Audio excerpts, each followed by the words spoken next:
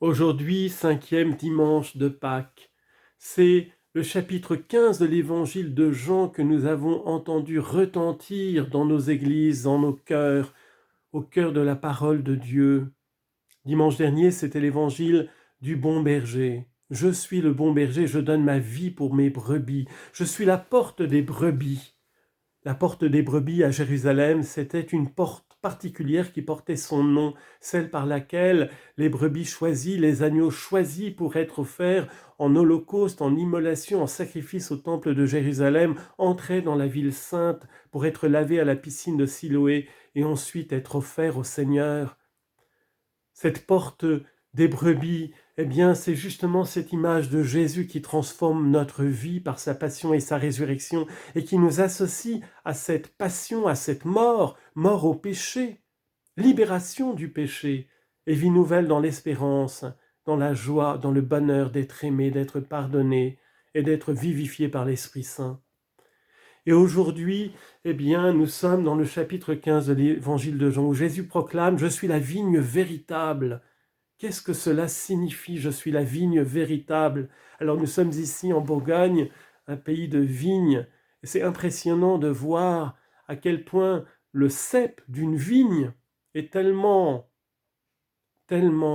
frustre, tellement pauvre, ce sont comme des moignons en hiver. Ils n'ont ni beauté ni éclat, comme le serviteur souffrant qui n'avait ni beauté ni éclat, comme le rejeton de la souche de Jessé, le fils de David, qui a accepté de mourir pour nous donner la vie. Et toute cette vie que la vigne veut transmettre, eh bien, il passe directement des ceps au sarment. Le cep ne garde rien pour lui. Il garde toujours cette apparence torturée, noueuse, comme un moignon.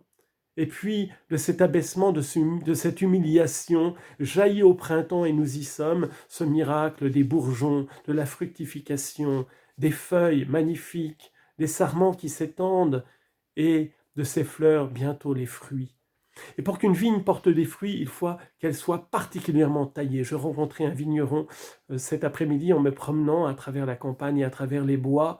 Et je l'interrogeais. Il me disait qu'il y a la taille où on coupe tout pendant l'hiver. Et puis ensuite, au printemps, eh bien, on gourmande, on coupe tous ces branchages qui sont une espèce de folie comme un cancer qui se déploie dans tous les sens. Il faut absolument les couper pour que l'énergie soit ramenée, concentrée dans le cep pour la floraison et la fructification. Aucune plante cultivée par l'homme n'est aussi noble que la vigne. Vous savez qu'en hébreu et en arabe, c'est la racine karam qui exprime la vigne, et ça exprime de cette même racine est tirée la notion de générosité, de bonté. J'ai mes amis musulmans qui me répètent souvent Allah karam, karim, c'est-à-dire que Dieu est généreux, il est riche en miséricorde et en dons surabondants. Et la vigne en est une image tout à fait particulière. C'est le fruit le plus précieux. Le fruit de la vigne qui va être transformé par le travail de l'homme et cette action mystérieuse des levures naturelles et qui devient le vin, cette boisson la plus qualitative, cette boisson des jours de fête et des jours de noces tout spécialement, la fête par excellence, la fête de l'amour humain, de la rencontre de l'amour et de l'homme et de la femme pour fonder une famille, pour être fécond, pour procréer, pour avoir des enfants nombreux qui sont la gloire de Dieu. Eh bien, notre Seigneur a voulu se servir du signe du vin pour nous donner à travers le pain et le vin son corps et son sang, spirituellement et en vérité et substantiellement, pour nous transformer de l'intérieur en lui. Alors Jésus nous dit « Je suis la vigne véritable ». Pourquoi dit-il « véritable » ? Parce que la vigne, dans l'Ancien Testament, c'est la grande allégorie et le symbole du peuple élu, du peuple choisi par Dieu. Cette vigne choisie que Dieu a protégée, travaillée, pour qu'elle porte du fruit. Et sans cesse, sans les prophètes, nous voyons cette déception du cœur de Dieu, cette vigne infidèle qui se prostitue dans l'adoration, dans l'idolâtrie, qui veut imiter les autres nations, être semblable aux autres nations. La tentation terrible du peuple consacré de Dieu et d'Israël. et qui est aussi la tentation de l'Église, de chacun d'entre nous, de faire comme le monde, de vivre selon l'esprit du monde. Tout cela est contraire à la vie de l'Esprit Saint en nous. Et il faut que ce soit taillé, il faut que ce soit rejeté. L'apôtre Paul nous dit « Nécrosate tamelete sarkos ». Mettez à mort, nécrosez, mortifiez, mettez à mort en vous les membres de la chair.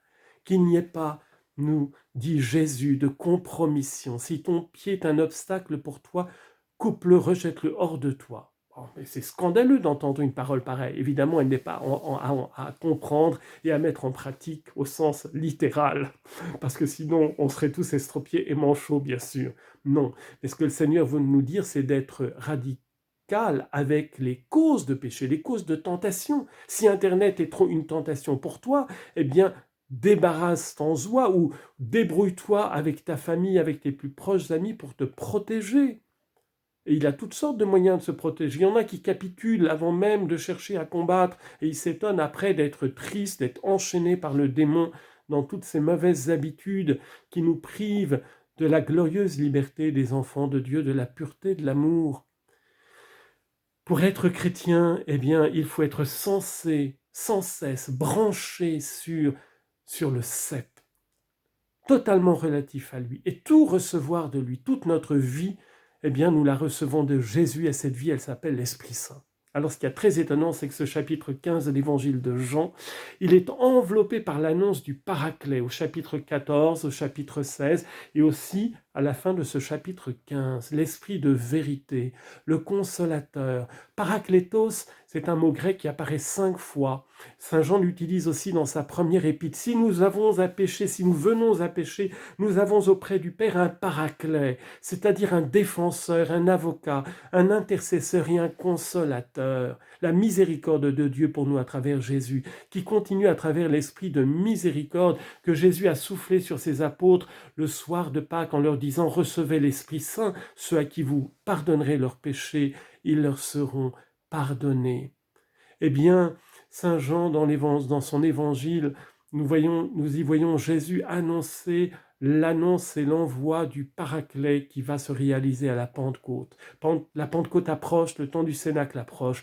Mobilisons-nous dans la prière, supplions l'Esprit Saint, l'Esprit de Jésus, ce feu d'amour, de brûler en nous le péché, de nous donner repentance, repentir, contrition pour nos fautes, et un grand désir d'appartenir à Jésus seul, qu'il soit notre Maître et notre Roi pour la gloire du Père et pour notre plus grand bonheur. Amen.